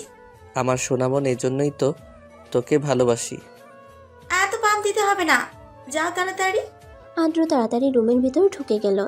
গিয়ে দেখে রুমের ভিতর কেউ নেই। হঠাৎ খেয়াল করলো বারান্দায় কেউ দাঁড়িয়ে আছে। আজকে তোমাকে খুব সুন্দর লাগছিল, ঠিক যেন একটা পুতুল, আমার পুতুল বউ। অদ্রিতা আদ্রর কথা শুনে একটু লজ্জা পেল। বা আমার তো ফুল গাছটা এখনো আছে। আমি তো ভেবেছিলাম ফুল গাছটা মনে হয় কবে মরে গেছে। কেউ একজন বলেছিল আমি যেন তার জিনিসগুলো যত্নে রেখে দেই, সে হয়তো ভুলে গেছে। আদ্র অদ্রিতাকে টান দিয়ে তার বুকের মাঝে এনে বলল, কেউ একজন ভুলে যায়নি, তার সব কথাই মনে আছে, কিন্তু সে ভেবেছিল তার ছোট বউটা এত কিছু করতে পারবে না। কিন্তু সে তো জানতো না তার বউটা এত পাকা, সব বুঝে। কথাগুলো বলতে বলতে আদ্র অদ্রিতার ঠোঁটের দিকে এগিয়ে গেল। একে অপরের নিঃশ্বাস দুজনের মুখে আশ্রে পড়ছে। ঠোঁট প্রায় ছুতে যাবে অমনি তখন হঠাৎ কেউ, ভাইয়া হইছে, কে যেন আসছে এদিকে, তাড়াতাড়ি বেরিয়ে আয়। চিনাদের কথা শুনে দুজনের ধ্যান ভেঙে গেল। অদ্রিতা তো লজ্জায় মাথা নিচু করে নিল, আর আদ্র এক হাতে মাথা চুলকে ভাবল সে মাত্র কি করতে যাচ্ছিল। তাড়াতাড়ি রুম থেকে বেরিয়ে গেল আদ্র। আদ্র চলে যেতেই অদ্রিতা বড় করে একটা শ্বাস নিল। দেখতে দেখতে কেটে গেল আরো কয়েকটা দিন। অদ্রিতা আর আদ্রের বিয়ের দিন প্রায় ঘনিয়ে এলো। আগামীকাল তাদের দুজনের হলুদ, তাই আজকে সন্ধ্যা থেকেই সবকিছুর আয়োজন করা হচ্ছে। সকালে, আদ্রিতা তাড়াতাড়ি ওঠ, দেখ কয়টা বেজে গেছে, পার্লার থেকে লোক আসবে তোকে সাজাতে, তাড়াতাড়ি গোসল করে নে। এই মেয়ের বাজে কাল বিয়ে আর এখনো পড়ে পড়ে ঘুমাচ্ছে, ওঠ তাড়াতাড়ি। মা তুমি চাও তো আমি উঠে গেছি। তাড়াতাড়ি ওঠ, ওঠে ফ্রেশ হয়ে নে। অদ্রিতা উঠে তাড়াতাড়ি ফ্রেশ হয়ে কিছু খেয়ে নিল। এর মধ্যে পার্লারের লোক চলে আসলো। আজও তাকে খুব সুন্দর করে হলুদে সাজিয়ে দিল। কাঁচা হলুদ ফুলের গহনা দেখতে হলুদ পরীর মতো লাগছে। তাকে নিয়ে হলুদ স্টেজে বসানো হলো। তারপর একে একে সবাই হলুদ দিয়ে দিতে লাগলো। রাত অনেক হয়েছে, যাও সবাই ঘুমিয়ে পড়ো, আগামীকাল সকাল সকাল উঠতে হবে। আবিদা, ওয়াশরুমে নিয়ে যাও। ড্রয়িং রুম দিয়ে যাওয়ার সময় অদ্রিতা দেখলো তার বাবা বসে আছে। অদ্রিতা তাকাতেই জামিল চৌধুরী হাতের ইশারায় তাকে ডাকলো। অদ্রিতা গিয়ে তার বাবার পাশে বসলো। তার বাবার কাঁধে মাথা এলিয়ে দিল। দেখতে দেখতে আমার সেই পিচ্চি মেয়েটা আজকে কত বড় হয়ে গেছে। কালকে তার বিয়ে, এখন থেকে সে অন্য কারো ঘর আলোকিত করে রাখবে। জামাল চৌধুরীর কথা শুনে অদ্রিতা কান্না করে দিল। মেয়ের কান্নার সাথে সাথে জামিল চৌধুরী কান্না করে দিল। ছেলেদের নাকি কান্না করতে নেই, কিন্তু একটা বাবাই জানে তার মেয়েকে এত যত্ন করে মানুষ করে বড় করে অন্যের ঘরে দিয়ে দেয়, সেই ভাবার কেমন অনুভূতি হয় তা কেবল একটা বাবাই বলতে পারবে। আব্বু আমি বিয়ে করব না, আমি তো তোমাদের থেকে কোথাও যাব না, আমাকে বিয়ে দিও না, আমাকে তোমাদের কাছে রেখে দাও প্লিজ আব্বু। কান্না করতে করতে অদ্রিতা বলল। জামিল চৌধুরী মেয়ের কথা শুনে নিজেকে শান্ত করে নিল। তারপর বলল, যাও গিয়ে ফ্রেশ হয়ে নাও, অনেক রাত হয়েছে, ঘুমাতে হবে তো, তাই না? আব্বু তাড়াতাড়ি, আর কোনো কথা হবে না, যাও ফ্রেশ হও। অদ্রিতা উঠে তার রুমের দিকে চলে গেল। আর জামাল চৌধুরী মেয়ে যাওয়ার দিকে তাকিয়ে এক ফোঁটা অশ্রু বিসর্জন দিলেন। বধূ সেজে বসে আছে অদ্রিতা, অপেক্ষা শুধু বর আসার। কিছুক্ষণ পরে সবাই বলতে লাগলো, বর এসেছে, বর এসেছে। বর এসেছে কথা শুনে অদ্রিতার অদ্ভুত অনুভূতি হচ্ছে। অদ্রিতা তার রুমের জানালা দিয়ে উঁকি দিল। সবাই বরের সাথে টাকা নিয়ে তুমুল ঝগড়া করছে। একসময় মেয়ে পক্ষের সাথে না পেরে টাকা দিয়ে ভেতরে ঢুকলো। একটু পরে সবাই এসে অদ্রিতাকে নিয়ে গিয়ে আদ্রুর পাশে বসালো।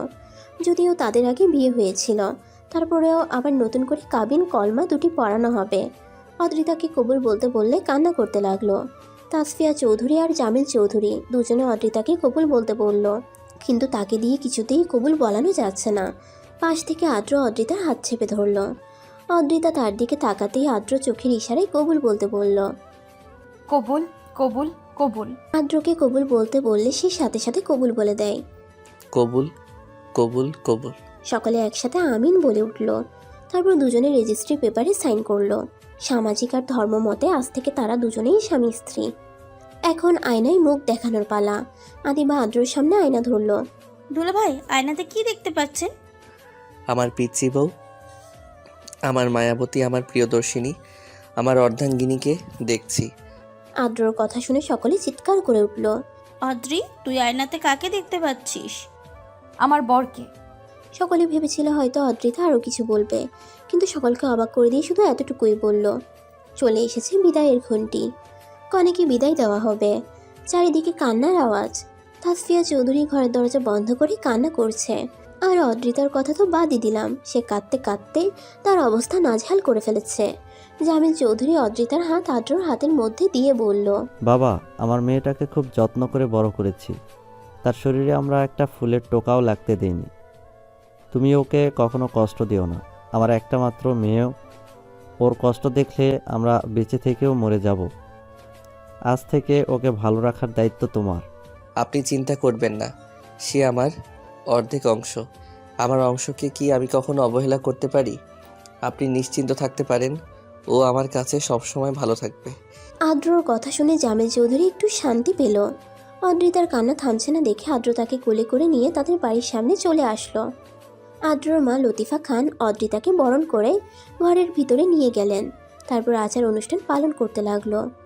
অদ্রিতার প্রচুর অস্বস্তি হচ্ছিল, সেটা বুঝতে পেরে লতিফা খান বললেন, অনেক রাত হয়েছে, ওকেও ঘরে নিয়ে যাও। সবাই যার যার ঘরে গিয়ে ঘুমিয়ে পড়ো, কালকে আবার ওই বাড়ি থেকে লোকজন আসবে। লতিফা খানের কথা শুনে অদ্রিতা একটু স্বস্তির নিঃশ্বাস ফেলল। লতিফা খানের দিকে কৃতজ্ঞতা দৃষ্টিতে তাকালে তিনি অদ্রিতার দিকে তাকিয়ে চোখ দিয়ে সান্ত্বনা দিল। তারপর তাকে রুমে নিয়ে গেল সবাই। ফুলে সজ্জিত বিছানায় নিয়ে গিয়ে বসিয়ে রাখা হয়েছে। সে বুঝতে পারছে বাইরে তর্ক হচ্ছে আদ্রর সাথে তার ভাই বোনদের। ভাইয়ের টাকা দাও। কিসের টাকা? আমার ঘরে আমি ঢুকবো, কিসের টাকা চাস তোরা? ভাইয়া যদি বাসর করতে চাও তাহলে টাকা দাও, না হলে বাইরে বসে থাকো। আমি ভাবিকে গিয়ে বলি আজকে ভাবির সাথে আমি থাকবো। আশ্চর্য, আমার ঘরে আমি যাব, তোদের টাকা দিয়ে কেন যেতে হবে? ভাই, এটা নিয়ম। কিসের নিয়ম? আমি এগুলো মানি না। দরজার সামনে থেকে সর এখান থেকে। টাকা দিয়েই তোমাকে রুমে ঢুকতে হবে, তাছাড়া ঢুকতে পারবে না। কত টাকা নেবে? 50,000। টাকা কি গাছে ধরে যে চাইলেই পাওয়া যায়? কম করে 50,000। টাকা হাসেই ধরে, টাকা দাও না হলে ফটো। আচ্ছা টাকা দিব, আমার কাছে ওয়ালেট নেই। ওয়ালেট আমার রুমে। রুমে ঢুকতে দে, তারপর দিচ্ছি।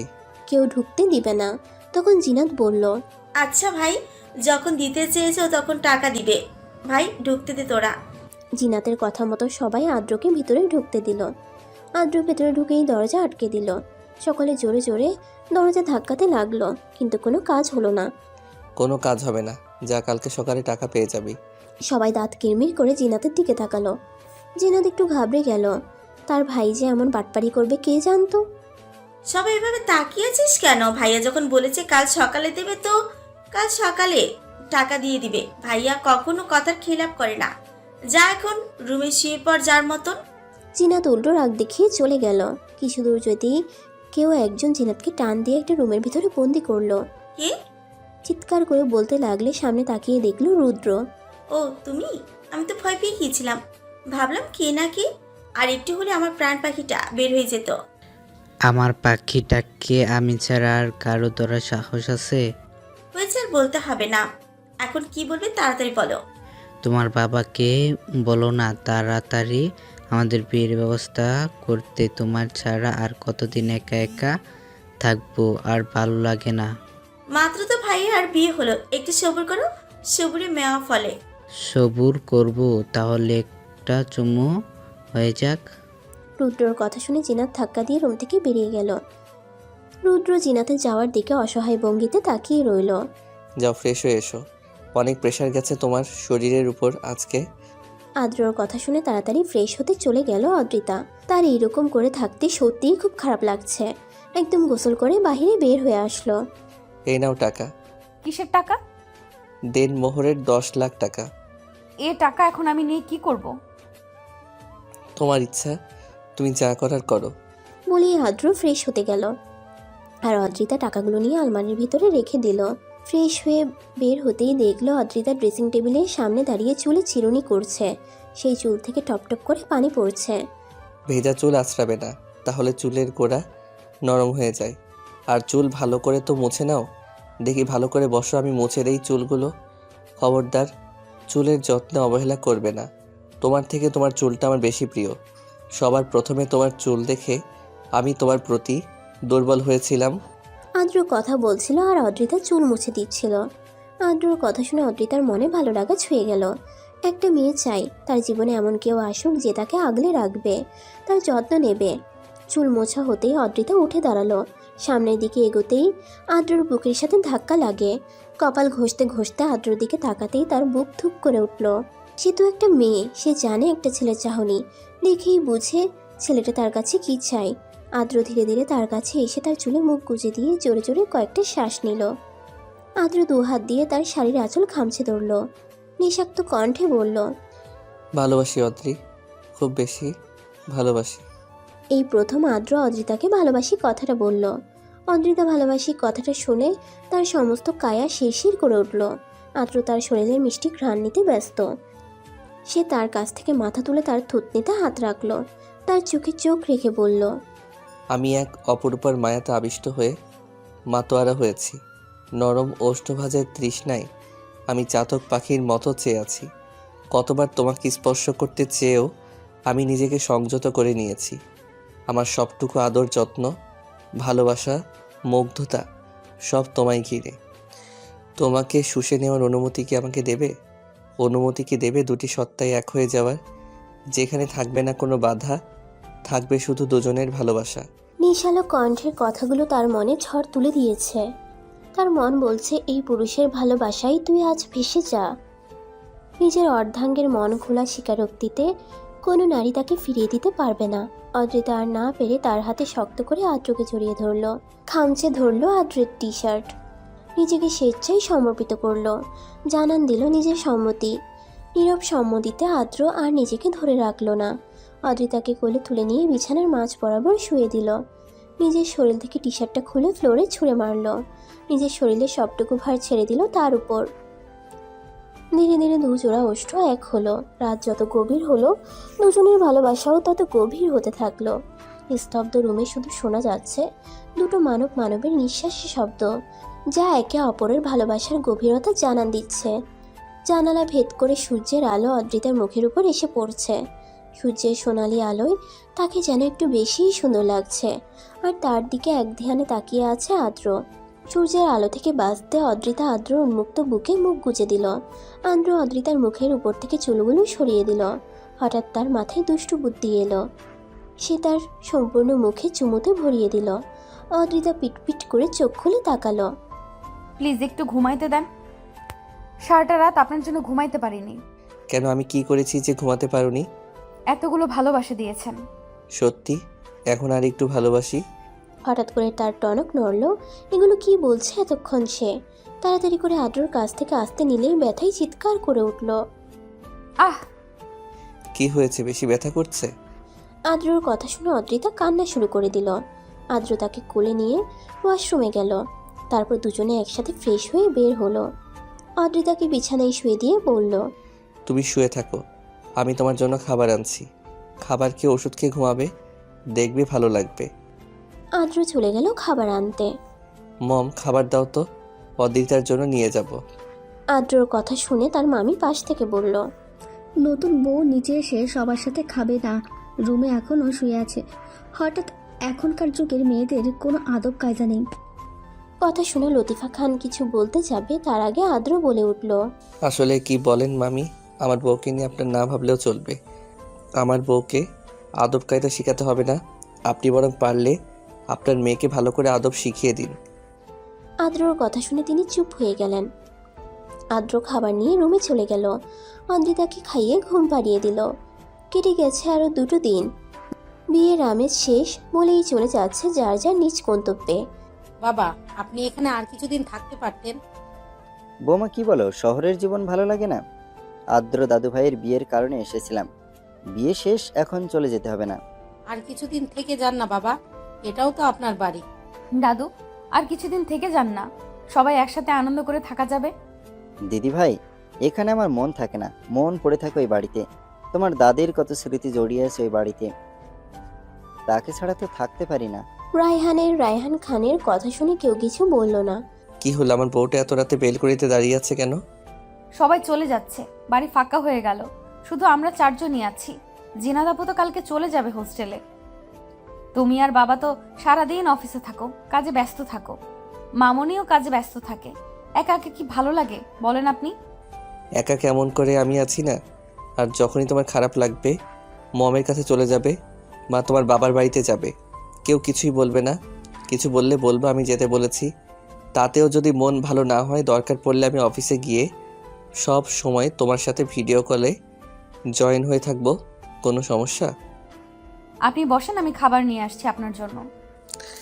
ম্যাম, আমি অনেকক্ষণ আগে এসেছি, আপনি হয়তো বুঝতে পারেননি। আমি ফ্রেশ হয়ে খাবার খেয়ে আপনার কাছে আসলাম। আমি তো বুঝতেই পারিনি। বুঝবেন কিভাবে? আপনি তো আপনার চিন্তায় মগ্ন। সরি। সরি দিয়ে কাজ হবে না, এখন আমার ভালোবাসা চাই। আজকে কোনো ভালোবাসা নেই, সরেন এখান থেকে। আপনার দিন দিন খুব বেশি ফাজিল হয়ে যাচ্ছেন। কে শুনে কার কথা? আর কিছু বলতে না দিয়ে অদ্রিতাকে কোলে তুলে নিল। কোনো কথা না, শুধু ভালোবাসাবাসি হবে, কোনো ছাড়াছাড়ি হবে না। সময় কখনো কারোর জন্য থেমে থাকে না। দেখতে দেখতে 8টা মাস পেরিয়ে গেল। এই 8 মাসে বদলে গেছে অনেক কিছু। জিনাত আর রুদ্রের বিয়ে হয়ে গেছে। জিনাত এখন তার শ্বশুর বাড়িতেই থাকে। অদ্রিতা নিয়মিত ভার্সিটিতে যায়। আদ্র প্রতিদিন নিয়ম করে অদ্রিতাকে ভার্সিটিতে নিয়ে যায়, নিয়ে আসে। দোস্ত, আমার বাড়ি থেকে বিয়ের সম্বন্ধ দিচ্ছে। এটা তো ভালো কথা, আমরা একটা বিয়ে খেতে পারবো। দোস্ত, তুই মজা করিস না, সত্যি আমি সিরিয়াস। আমার বাসা থেকে বিয়ের সম্বন্ধ দেখছে। কেন, তুই কি কাউকে পছন্দ করিস? যদি কাউকে পছন্দ করে থাকিস তাহলে বাড়িতে বলে দে। না রে, এমন কোনো পছন্দ নেই, থাকলে তো তুই জানতে পারতিস। তাহলে তো চিন্তা করছিস, রাজি হয়ে যা। দোস্ত, তোর ছেলে হলে আমার মেয়ে হলে সাথে বিয়ে দেব। ভালো বুদ্ধি না? তাদের কথার মাঝে আদ্র চলে আসলো। ও দেখ, ভাইয়া চলে এসছে, তুই যা। আমাদের সাথে তুই যাবি না? না, আজকে যাব না দোস্ত, আমার একটু কাজ আছে। তোরা যা, আমি পরে আসছি। আদিবা চলে গেল। অদ্রিতা এসে গাড়ির ভিতরে বসলো। আদ্র প্রশ্ন করল, আদিবা বাসলো না? না, ওর কি যেন কাজ আছে, কাজ শেষে তারপরে আসবে। জানেন, তুমি না বললে জানবো কেমন করে? আদিবার জন্য ওর বাড়ি থেকে ছেলে দেখছে। ও দোস্ত, আগামীকাল আমাকে ছেলেপক্ষ দেখতে আসবি, তুই আসবি কিন্তু প্লিজ। সরি দোস্ত, আমি তো যেতে পারবো না। আগামীকাল রায়হান ভাইয়ের জন্য মেয়ে দেখতে যাবে সবাই, আমাকে যেতে বলেছে। আমি তো তোর কেউ না, তাই না? এখন সব তারাই। আদিবা রাগ করে ফোন কেটে দিল।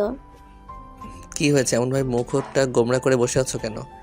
দেখুন না, আদিবা রাগ করলো আমার সাথে। কালকে কে রায়হান ভাইয়ের জন্য মেয়ে দেখতে যাবে? অন্যদিন গেলে হয় না? আদিবাকে আগামীকাল দেখতে আসবে ছেলেপক্ষ। এখন ঘুমিয়ে পড়ো, অনেক রাত হয়েছে। আগামীকাল হোক, তারপরে সব বুঝতে পারবা। আদ্র অদ্রিতাকে নিজের বুকের মধ্যে জড়িয়ে ঘুমিয়ে পড়ল। আদিবা ছেলে পক্ষের সামনে মাথা নিচু করে বসে আছে। সে ভীষণ নার্ভাস। তার এখন অদ্রিতার উপর প্রচুর রাগ হচ্ছে। এই নাকি সে তার বেস্ট ফ্রেন্ড। মানে হঠাৎ পরিচিত কণ্ঠ শুনতেই চোখ তুলে সামনে তাকালো। সামনে তাকাতেই হতবাক। সে কি বলবে ভেবে পাচ্ছে না। ভাই সাহেব, মেয়েকে তো আমরা আগে থেকে চিনি, মেয়ে আমাদের পছন্দ। এখন শুধু ছেলে মেয়ে দুজনে একসাথে কথা বলুক। অদ্রিতা বা ওদের দুজনকে একটু নিয়ে যাও, আলাদা কথা বলুক। অদ্রিতা আদিবা আর রায়হানকে নিয়ে আদিবার রুমে দিয়ে আসলো। অদ্রিতা রুম থেকে বেরিয়ে যেতেই আদিবা বলে উঠল, আপনি? হ্যাঁ আমি। আজকে তো আপনার খবর আছে, ওই কুত্তি সব জানতো আর আমাকে কিছুই বলেনি। এখানে ভাবিকে টেনে কোনো লাভ হবে না। ভাবি কিছুই জানতো না। এখানে আসার পরে ভাবিকে সব কিছু জানানো হয়েছে। আমি আপনাকে বিয়ে করব না। কেন? আমাকে বিয়ে করলে কি সমস্যা? আপনার মতন হাদরাম কি কে বিয়ে করবে? আমার কত শখ আমার হাজবেন্ড রোমান্টিক হবে, আমাকে ভালোবাসবে। আপনার সাথে বিয়ে হলে আমার কোনো শখ পূরণ হবে না। তাই আপনাকে আমাকেই বিয়ে করতে হবে? আমাকে বিয়ে না করলে সারা জীবন কুমারী থাকতে হবে। আমি আপনাকে বিয়ে করব না, মানে করব না। আমি এক্ষুনি সবাইকে যে বলে দেব। আদিবা রুম থেকে বেরিয়ে যেতে নিলেই রায়হান আদিবার হাত ধরে টান দিল। আদিবা নিজের ব্যালেন্স রাখতে না পেরে রায়হানের বুকের উপরে গিয়ে পড়ল। শক্ত করে আদিবাকে রায়হান জড়িয়ে ধরল। আদিবা নিজেকে সরানোর জন্য ছোটাছুটি করতে লাগলো। এত নড়াচড়া করেছেন কেন? আপনি যতই চেষ্টা করেন, আমি না ছাড়া পর্যন্ত আপনি নিজেকে ছাড়াতে পারবেন না। আমাকে ছাড়বেন না হলে আমি চিৎকার করব। আমি বলছি আমি আপনাকে বিয়ে করব না। আমাকে বিয়ে করতে হবে মানে আমাকেই বিয়ে করতে হবে। বলেই রায়হান আদিবার ঠোঁটে টুক করে চুমু খেলো। আদিবাকে ছেড়ে দিয়ে রুম থেকে বেরিয়ে গেল। আর আদিবা এখনো ফ্রিজ হয়ে দাঁড়িয়ে রইল। একটু আগে তার সাথে কি হলো? ভাই সাহেব, তাহলে আজকে এঙ্গেজমেন্টটা করে ফেলি, তারপর না হয় বিয়ের বিষয়ে কথা বলা যাবে। ছেলে মেয়ে দুজনে রাজি যেহেতু। আদিবার মা আদিবাকে নিয়ে এসে রায়হানের পাশে বসালো। তারপর দুজন দুজনকে আংটি পরিয়ে দিল। আংটি পরানো শেষ হতেই অদ্রিতা আদিবাকে নিয়ে আদিবার রুমে গেল। কিরে বান্ধবী, কি যেন বলেছিল রায়হান ভাইকে বিয়ে করবে কে? আজ দেখি সেই তুই বিয়েতে রাজি হয়ে গেলি। তুই চুপ করবি? তোর দেওয়ার একটা লুচু আমাকে। এইটুকু বলেই আদিবা নিজের মুখ চেপে ধরলো। তুই সব জানতিস, আমার সাথে তুই বেইমানি করেছিস। আমাকে কেউ কিছুই জানায়নি। এখানে এসে জেনেছিস? তাহলে আমার সাথে দেখা করতে পারতিস। আগে বল, রায়হান ভাই কি করেছে যে তুই রায়হান ভাইকে লুচু বলছিস? অদ্রিতার কথা শুনে আদিবা লজ্জায় গুটিয়ে গেল। অদ্রিতা যা বোঝার বুঝে গেল। হায় রে, যে বান্ধবী নির্লজ্জ সেই বান্ধবী আমাকে লজ্জা পাচ্ছে। ব্যাপার কি? ডাল মে কুছ তো কালা হ্যায়। রায়হান ভাই একদিনে আমার বান্ধবীকে লজ্জাপতি বানিয়ে ফেললো। ভাইয়ের ক্ষমতা আছে, মানতে হবে। কথা বলতে বলতে হঠাৎ অদ্রিতা মাথা ঘুরে উঠল। আদিবা শক্ত করে ধরল। কি হয়েছে? খারাপ লাগছে? আদ্র ভাইয়াকে বলবো? তুই এখানে শুয়ে থাক, আমি ভাইয়াকে ডেকে আনি। আদিবা তাকে শুইয়ে দিয়ে আদ্রকে ডাকতে গেল। ভাইয়া, অদ্রিতার নাকি শরীরটা ভালো লাগছে না। আদিবার কথা শুনে আদ্র তাড়াতাড়ি অদ্রিতার কাছে গেল। আদিবার কথা শুনে সবাই একটু চিন্তিত হয়ে পড়ল। হঠাৎ করে কি হলো? মেয়েটা সকাল থেকে তো সুস্থই ছিল। চিন্তা করো না, আদ্র দেখে নেবে সব। কি হয়েছে? তোমার বেশি খারাপ লাগছে? না, ভালো লাগছে না, কেমন যেন বমি বমি আসছে। বাসায় চলেন, এখানে আর থাকতে ইচ্ছে করছে না। চলো ডাক্তারের কাছে যাই। না, ডাক্তারের কাছে যেতে হবে না, বাসায় গেলে ঠিক হয়ে যাবে। আদ্র তাকে কোলে তুলে নিয়ে ড্রয়িং রুমে গেল। কি হয়েছে? বেশি অসুস্থ? ডাক্তারের কাছে নিয়ে যা। তোমরা টেনশন করো না, ঠিক আছে। আমি ওকে নিয়ে বাসায় যাচ্ছি। তোমরা সব কথা বলে বাসায় এসো। আদ্র তাকে নিয়ে চলে গেল। দেখতে দেখতে রায়হান আর আদিবার বিয়ে সম্পূর্ণ হলো।